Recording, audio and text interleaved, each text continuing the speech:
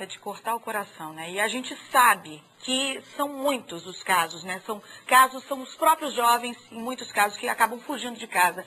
Mas para falar mais sobre essa relação entre os pais e filhos, principalmente na adolescência, é que a gente convidou a psicóloga Tatiele Bonan, que está aqui no estúdio com a gente. E você deve participar da nossa conversa. É só ligar para o telefone 3526-4400 ou mandar um e-mail para telejornalismosul@gmail.com.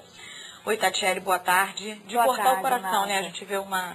Tristíssimo, né? A gente vê o apelo dos pais da Yasmin, nos corta o coração, quando imaginamos que tem aí mais 24 pessoas 26. 26, né? É, 25, gente. né? Mais 25 pessoas além da Yasmin desaparecidas, né? Na nossa cidade. Pois é, e esse caso, né, de desaparecimento de criança e adolescente é mais comum do que a gente imagina, então, né? Muito mais. Muitas vezes a gente é que não fica sabendo de todas as notificações, mas todos os dias chegam a delegacia de todo o país as pessoas, os pais desesperados, relatando o desaparecimento e tentando reaver essas crianças e adolescentes. Tatiele, quais são geralmente os motivos que levam a esses jovens a saírem de casa? Tá. A gente pode dividir em categorias, Renata. Crianças normalmente saem de casa quando estão sofrendo muita violência. Então tem uma punição exagerada por comportamentos que elas fazem às vezes errados, desaprovados pela família.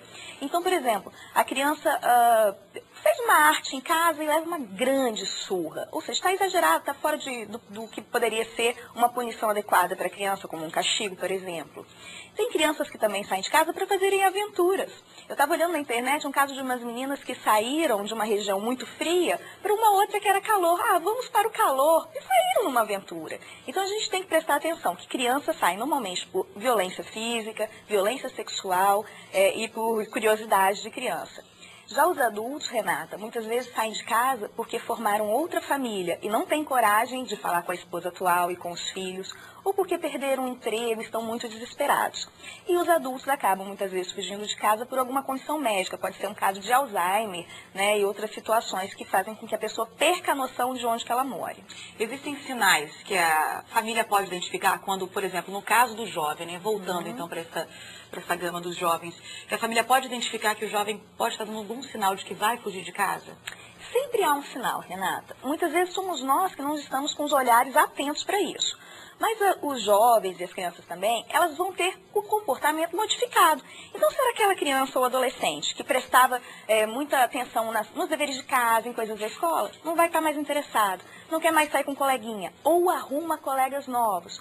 Ou era uma criança ou adolescente que não estava muito ligada na internet, mas que de repente só fica papeando na internet. Então tem as mudanças de comportamento. A gente tem a agressividade, a gente tem a ansiedade, o isolamento. E tudo que for diferente tem que conversar com eles para saber o que pode estar acontecendo e de repente conseguir até evitar uma fuga. Agora acontece também, a gente está falando de jovens que saem por conta própria. Mas existem jovens, pessoas até mais velhas, que acabam sendo raptadas. E o trauma que fica para a família é muito grande, né? E não sei se a gente pode comparar, mas me parece ser tão pior, né, Renata? Porque quando um jovem vai sair de casa, parece que ele fez uma escolha, ele está pesando algumas coisas. Mas quando uma pessoa é sequestrada, raptada, a gente tira completamente o poder de escolha dessa pessoa de estar no convívio com a família dela. Então é claro que é muito traumático, porque você se sente completamente à mercê de uma outra pessoa e você não sabe se o que ela vai fazer, né? Se é uma pessoa que está te sequestrando, se é uma pessoa que vai produzir maus tratos. Então, claro que é muito traumático, muito angustiante. E quais são as consequências emocionais para a família? É desesperador. Mas o que é muito importante é tentar manter a calma e sair em busca de informações. Enquanto a polícia tem seus métodos de investigação, a família também pode estar fazendo alguma coisa. Ande sempre com a foto do seu jovem na carteira, mostre para as pessoas, ligue para os amigos, para os parentes, avise todo mundo que você puder. Né? A gente viu o caso dos pais da Yasmin ali, esperando em casa uma ligação. Então mantenha a gente em casa, não saia todo mundo à procura, sempre deixe alguém em casa, porque o adolescente pode ligar, pode entrar em contato. E é claro que o dano emocional é grande, né, gente? É desesperador a gente não saber o que está acontecendo com uma pessoa que a gente ama. E esse adolescente que saiu de casa por conta própria, ele devia pesar também, já que ele se acha, né, adulto o suficiente para deixar, né, o convívio com os familiares. Ele deve pesar o quê? Quando ele já saiu de casa, muito tem medo, né, de voltar, de repente, uma represália dos pais. O que ele deve pesar nesse momento em que ele está lá, já fugiu e de repente está pensando aí, quero voltar para casa. E muitos ficam na dúvida que se eu voltar em casa, o que vai acontecer? Será que meus pais vão brigar muito comigo? E claro que o adolescente que saiu de casa, ele está em conflito, ele não está em paz fora de casa, Renata, porque ele sabe que os pais estão angustiados. Às vezes eles veem, por exemplo, no noticiário, as pessoas falando deles. Então, se você é um adolescente que está fora de casa, não tenha medo de retornar. Né? Se você fala assim, ai, Tcheli, não dou conta de voltar agora, não, mas liga para casa.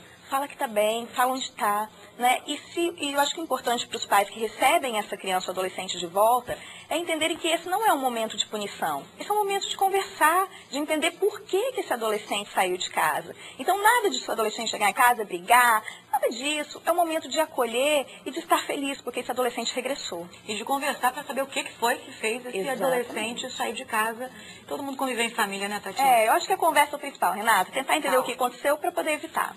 Tá ótimo. Muito obrigada aqui pela sua participação, Tatiana. Eu espero que os jovens que nos assistiram repensem essa situação e pelo menos façam contato aí com seus pais, que eles estão preocupados. Verdade. Obrigada.